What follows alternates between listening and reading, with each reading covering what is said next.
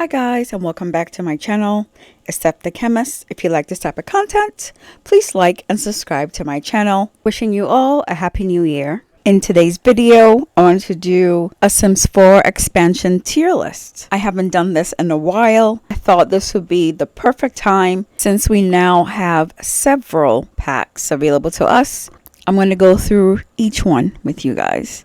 And also, are these expansion pack worth your hard-earned cash? Before we start, let's give a definition of all the Sims 4 games. Expansion packs usually introduces new gameplay features such as seasons or option to own your retail stores, along with wide selection of hairstyles, clothing, and furnishing items. They often include a new world to explore and their most premium, aka priced option in the Sims game. Game packs are more compact than expansion packs, but they still introduces features like magic, vampires, and so forth. They include smaller section of hairstyle, clothing, and furnishing, and occasionally they add a new world, and they're half the cost of the expansion pack. Next is stuff packs, which are their smallest content, typically offering a limited selection of hairstyles, clothing, and furniture. Occasionally, they include a small aspiration. The last are kits. They are the smallest and affordable one. They feature just few items such as a minor gameplay mechanics like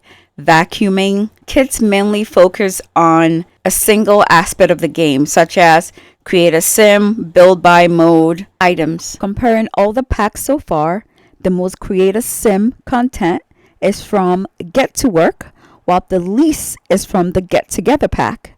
For build by mode, the most content comes from Get Together, and the least is from the Cottage Living pack. As you can see, over the years, both categories have received fewer additions. The middle of the graph shows that from the Island Living to Cottage Living, the number of the additions is quite similar.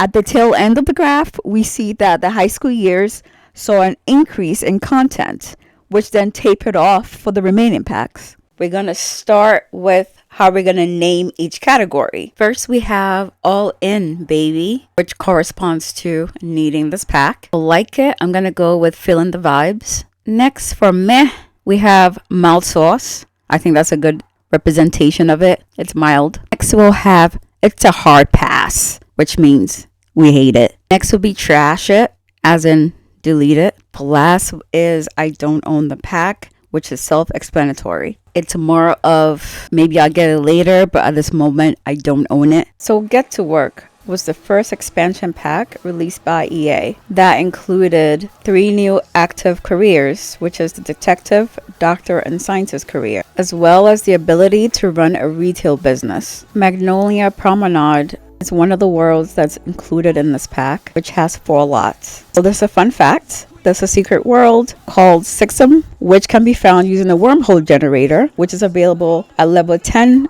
of the scientist career. What's fun about this pack is the players now have the opportunity to follow their sim to work. And while at work, the player is given multiple tasks to do to complete in order to be promoted. So it's now up to the player to want to accomplish all the assignments given and to make sure to have enough coffee throughout the day. For the retail part of this pack, you can open a variety of businesses such as a photo gallery, bakery, bookstore, clothing. It's all up to you. For this pack, I was feeling the vibes. And yes, it's worth the money. If you played The Sims, you know that when you went to work previously, you just headed to a rabbit hole. But this time, you can follow your Sims to work. It comes with over 200 cast items and over 200 build items. The downside of this pack is the loading screen. Other than that, I like this pack. So I'm rating The Sims 4 Get Together as Trash It. This is due to the gameplay. For this pack, it's like your Sims went on a European vacation. Windenburg, the world introduced in this expansion pack, is beautiful. Straight out of Germany and Norway, where your sim can hit up nightclubs and meet new friends in every corner. There are tons of new spots for your sims to embrace themselves in, and it brings back a bunch of clubs, cafes, and awkward dance moves. I mean, don't get me wrong, the cast and build by items are chef kiss. It adds so much personality to your builds.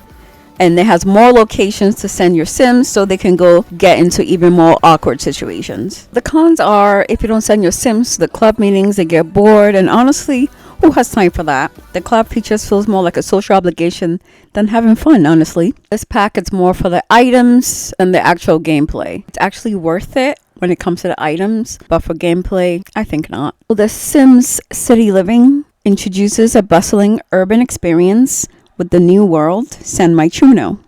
Inspired by cities like Tokyo, New York, and San Francisco, it offers apartment living, penthouses, new careers, and exciting festivals. The expansion adds 21 apartment units with quirky features like noisy neighbors, pest problems, and 3 penthouses that provide a private escape. Your sim can attend festivals like GeekCon and the Romance Festival and engage in new careers of politicians, social media, and critics. I'm rating this pack as all in, baby. I love this pack. The pros about this pack is that San Myshuno is a vibrant, culturally rich world with unique apartments and penthouses. New festivals and lots of fun activities like karaoke and spice competitions, and interesting careers with interactive work tasks. Cons is that the apartments have limitations. Can't edit the exteriors and change lock treats. This pack is definitely worth your money. The next pack, I'm rating it as feeling the vibes. This is The Sims 4 Cats and Dogs. It introduces the lovable additions of pets alongside a new world called Brindleton Bay. In addition to the furry friends, players can create their own veterinary practice and pursue a career as a vet. The world of Brindleton Bay is a coastal New England-inspired town with various pet-related activities.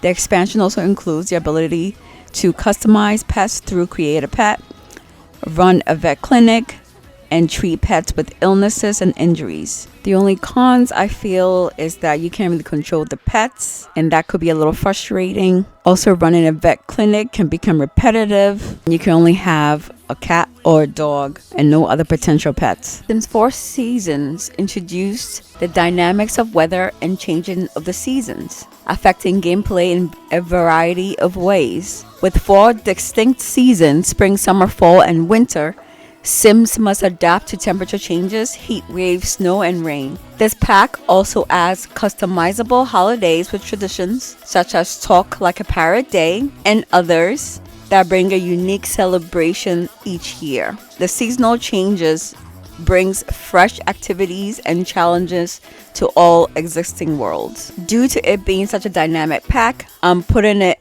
as all in, baby.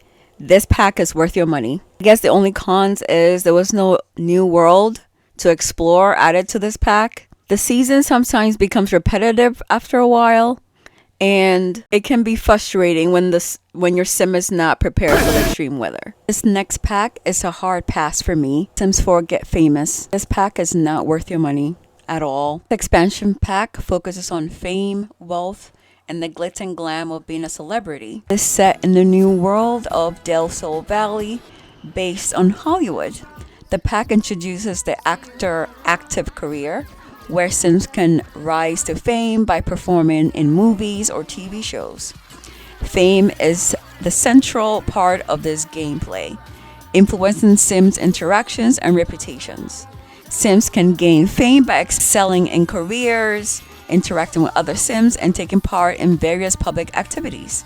Reputation also plays a key role affecting how other Sims react to celebrities. The expansion also introduces the Starlight Accolades Award ceremony for celebrities, just like the Oscars or Emmys or whatever. The cons for me is the fact that you be chasing fame the entire time. You need to make sure you're still at a level of being famous. The actor career can be slow and grindy with some task that feels very tedious, and it's downright boring. I'm sorry, it's just boring. The 6th expansion pack, which is Island Living, introduces the tropical world of Solani, where Sims can experience beach activities, explore oceans through snorkeling or canoeing, and interacting with dolphins and mermaids. A conservationist career alongside with several part-time jobs were introduced in this pack, and it now reminds me of the movie Wakanda Forever, honestly. The pro about this pack is that it has a beautiful world. The design of Sulani, with its tropical beaches, clear waters, and active volcano, creates a visually stunning environment. Mermaids add an intriguing new dynamic where their Sims can transform into another being. For this pack, Sims can enjoy diverse beach activities, from swimming to snorkeling. And I think jet skis are also included in this pack as well. Cons for me is that this pack is just repetitive, honestly. Gameplay was just lacking. Felt like this island wasn't engaging enough, not enough real activities to do. Another thing about this pack that I did not like was the fact that you couldn't build a pool in your house. I don't care if the ocean is outside. I want a pool in my house by the ocean. Because of this, I rated this pack as mild sauce. It was just meh. Next expansion pack, which is the Discover University, is also a mild sauce. Just like real life university, the more classes you take, the worse your grades become. Also forget about social life. You mostly spend your entire time studying and writing papers, and hopefully going to class. There are no new traits for this pack. There's only one aspiration, and it's just related to university. I also didn't like the fact that there was not a lot of lots for off-campus living, which is very limited. So the Discover University expansion pack introduced Brightchester, this new world that comes with 2 different universities, Foxbury Institute and the University of Brightchester. Sims can enroll and earn degrees and benefit from related skills. This pack includes scholarships, student loans, and a couple of degrees that can be accomplished. It definitely mimics the real college experience in real life. When you're done with university, graduation is a rabbit hole. Mine is the Eco Lifestyle expansion pack, which focuses on sustainable living. A new world of Evergreen Harbor was introduced, with 3 neighborhoods that featured eco footprints, green, neutral, and industrial, which affect the level of pollution and can influence other worlds as well. This expansion added 2 new careers, crafter, which is under the freelance career, and civil engineer. So 2 aspirations were introduced, which is the master maker and the eco innovator. Let's not forget that the fabrication skill was also introduced, which is a skill that allows Sims to create furniture and candles. What I like about this pack is that it encourages players to make decisions that affect the environment and community. It added new mechanics like the eco footprint and neighborhood action plans, and it offers a variety of different activities like crafting. I love crafting. The cons for this pack is that gathering specific materials for crafting can be freaking tedious, number one, and the effective eco footprint might be hard to manage or understand for some players, and honestly it could be freaking annoying, so I turn it off. I'm rating this as feeling the vibes. This pack is worth your money, so if you don't have it, get it. Next up is the Snowy Escape expansion pack, and I'm rating this as a hard pass. This pack is about all winter activities like snowboarding, skiing, sledding, and mountain climbing. It introduced a snowy Japanese-inspired world called Mount Kumarabi, where you could live or vacation. This pack adds a new feature called Lifestyles, which are traits that changes based on your Sims actions. What I like about this pack is just the traditional Japanese-inspired architecture and cultural elements of this pack. It has a fresh take on winter vacations and cold weather fun, and the new lifestyle system adds a little bit of depth and variety to Sims' personalities and behaviors. The cons about this pack is just so boring, I'm sorry. To me, the snowboarding, skiing, sports does not feel engaging at all, and the snow-themed content is only in one world, so that's that. The College Living expansion pack brought country life into the game with activities like farming and caring for animals such as cows, chicken, llamas, and more. It is set in the England-inspired world of Handford-on-Bagley. The whole atmosphere is great for farming and rural living. What I like about this pack is you get to do some real farming. It's more in depth compared to just planting in the box and on the ground. I think it's just fun living with wild foxes and harvesting your own crops and making food with it. However, I'm rating this as mild sauce. This pack had a lot of glitches for me. And on the other hand, this pack has a lot of gameplay and a sense of community. It's just meh for me. I'm rating the high school years expansion pack as a hard pass. I honestly got this pack due to the items. Other than that, I knew this pack was going to be teen oriented. This pack lets your sim experience high school life before heading off to the university. It focuses on teen life with features like interactive classes, cheerleading, cliques, drama, mood swings, and even prom. New hangout spots like Pier with rides, a bubble tea shop, and a thrift store. This pack comes with a new world, Copperdale. I find the design kind of weird, but okay, whatever. Cons about this game is that it doesn't have a lot of depth, tons of glitches. Sometimes you have a whole bunch of students at school. Sometimes it's just nothing. I only played it once and I really couldn't get into it. The Sims 4 Growing Together. It's all about family dynamics and relationships. This pack lets you shape your Sims experiences as they grow, from helping kids make friends, guiding them through challenges as they grow into early adulthood. It's packed with features that makes each life stage feel more realistic, like fussy infants, losing children, and the ability to host sleepovers. The expansion introduced a new world, and Sequoia is inspired by San Francisco. Also includes new interaction, memories, and a bunch of cool items for both building and clothing. This pack is packed with good family play, honestly. You can have relatives stay over and have interaction and events. I love the new library edition where you could do everything if you're homeless or you don't have any money. Yes, that's my favorite feature. Cons for me with this pack is just the life stages is a little spread out and it builds up very slowly. Nice to see such interactions brought back from The Sims 3. Just this pack to me is not revolutionary. We've seen this before. I'm rating this as mild sauce, honestly. It's just right in the middle, you know, right in the middle. Next up is the Sims 4 Horse Ranch. And yes, I'm rating this as trash it. I actually recently got this in the sale for the items and not for gameplay, just so I can have some type of country theme build. I have to say the pack features a gorgeous new world called Chestnut Ridge, which is inspired by American Southwest. It's a beautiful desert. So this pack dives into ranch life. It focuses mostly on horses. Sim can breed, buy, or rescue horses and then train them to compete in competitions. Pack is totally underwhelming for me. Question center competition are disappointing and it's a rabbit hole. If you're a huge animal lover, I get it, but I'm just not interested in this. Next up, it's For Rent expansion pack. This pack lets you build rental properties where multiple families can live in the same lot. Could play both owner and tenant, creating a new level of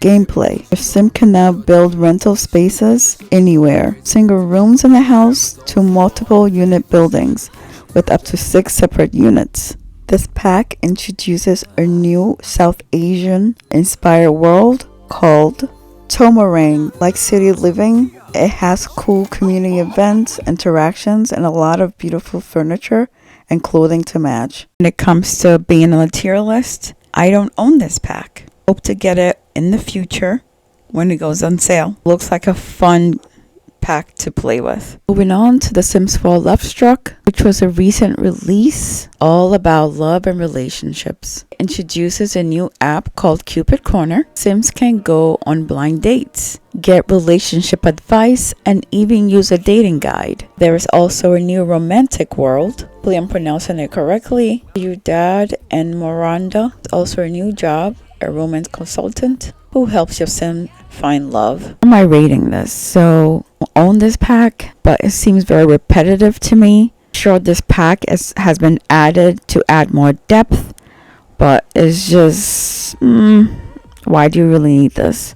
This is not something I'm interested in. So yeah. Last but not least, Sims 4 Life and Death expansion pack. This pack introduces darker more fantastical content such as playable ghosts. A lot of causes of death can be customized. There's reincarnation, where Sims can be born into any family at any age. The pack also includes new traits, a ghost historian aspiration, plenty of dark and gothic aesthetic clothing and furniture. Sure, this pack is great for gameplay, but on the tier list, I do not own this pack, and I'm really not sure if I'm ever gonna play this pack. Guys, what do you think of this tier list? Sure, your opinion is different from mine. If so, let me know what you think down in the comments below.